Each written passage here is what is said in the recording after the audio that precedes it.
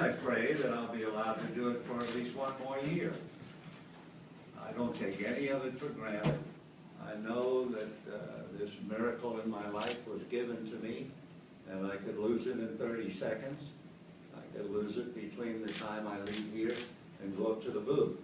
So I don't take it for granted in any way, shape, or form. I'm delighted to see you.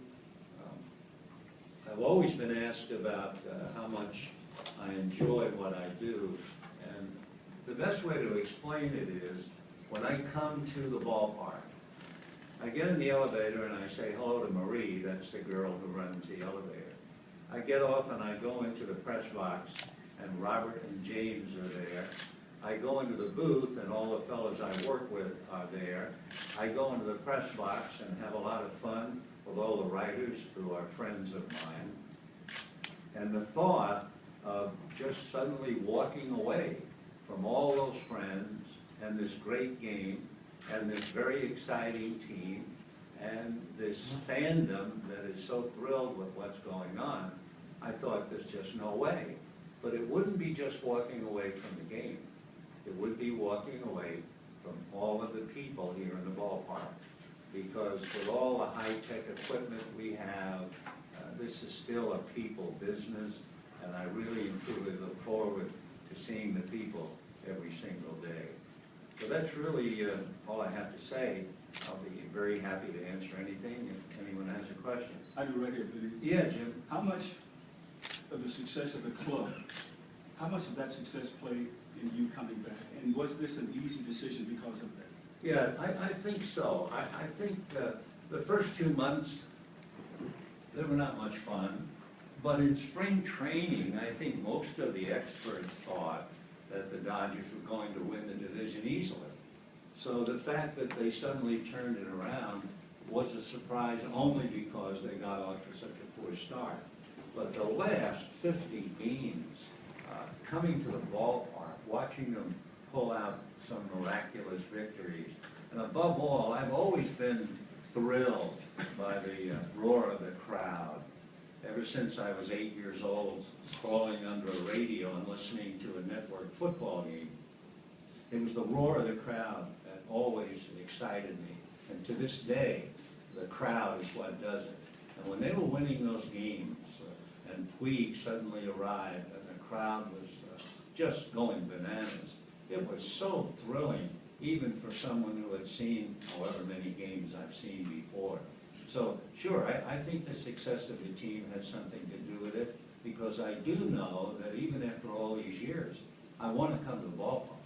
I want to see the game, and I can't wait to see the Red Sox tonight. What were the discussions like between you and your roommate about coming back? My bride is absolutely the strength in my life, and we talked about it, and we all based it on that I was not bored with my job after all these years, that we found it still very exciting. She's a wonderful baseball wife and knowledgeable fan. As long as my health was fine, and she said, I know you love it, and I know you're happiest when doing it, so why not do it? So it was based upon our discussions and the fact that she, you know, one of the things, there's a lot of so-called glamour involved, which wears off after the first couple of weeks, I think. But for a married man, you have to realize you're out there in the spotlight, or whatever you call it, and many a night your wife is home alone, especially in the empty nest, having dinner by herself in the kitchen. So the wives involved in this business make a tremendous sacrifice. It's okay when they're very, very busy with little children, but when the man is not there and she's alone, it's a tough sacrifice. And I'm sure unhappy wives, like in any business, would put pressure on anyone in this business. And thank God for me, I'm fortunate enough to have one who's so understanding. It's pretty cute, too. Yes, sir. When you look at what you called tonight for a radio interview today, and you recall some of the greatest moments, what's been the most difficult thing about missing, whether it was a wedding or family time? Oh, yeah. Oh. What's been the toughest part there? Yeah, sitting, I remember and this is a long time ago. I was in a hotel in Cincinnati, and I think it was July 4th, and the streets were barren, and I was sitting waiting to go to the ballpark. And I called home, and my youngest son got on the phone. He was about 7, and he was telling me how excited he was because a neighbor was going to take him to see his first fireworks show. And I sat there in the hotel thinking, wow, that's what an empty feeling that is. And then, like anyone who has to travel in any business, you say to yourself, I'm doing this, I love it. But I'm also doing it because it's my job, and hopefully it'll pay off and help for college education or whatever down the line. One of our daughters leaves tonight to go to New Zealand. She's got a very big job in the motion picture business. She's doing The Hobbit, #2, I think it is. And she leaves tonight for 3 weeks in New Zealand. She has 2 little sons. I mean, it absolutely tears her apart to leave, but she thinks it's my job, I love what I'm doing, and hopefully the money will help the separation to help them go to college. So I think everybody in this business spends a lot of time rationalizing, balancing the scales. Yes, I have to do this, but hopefully it'll pay off doing that. But while you're out there sitting in the hotel room, listening to the meter click, oftentimes you think to yourself, why am I here? You know, that's my life ticking away. Yes, ma'am. Vinny, can you talk about the decision? It seemed to me, making it in August, that it was a pretty easy decision for you to return. I mean, we haven't even gotten to the playoffs. And oh, yeah, I'm really, the Dodgers were the ones who felt it would be the right time to do it. As far as I was concerned, as God is my judge, it could have been one line in the note sheet tonight. I didn't really want any big deal about it. I certainly didn't care for a press conference. I had nothing to say, except I'm lucky enough and hopefully healthy enough to come back again next year.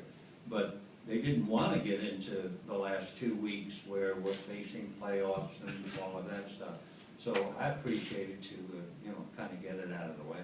Vinny, did the success of the team so far this year have any play in your decision?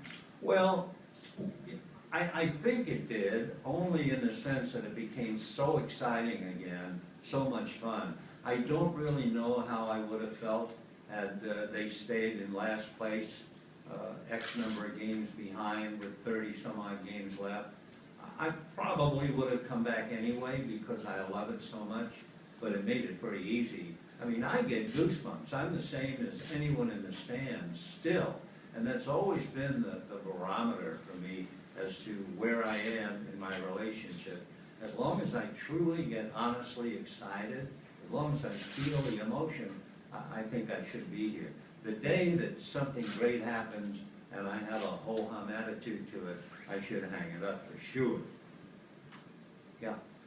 I know you're a very humble person, but a lot of fans get a lot of joy every time you make this announcement. Can you kind of describe just how much that means to you and all that joy that an announcement like this brings? The best way that I could describe it was the night of the bobblehead a couple of weeks ago, and they played that little tribute on the screen, and the ovation was overwhelming, and I was as close to crying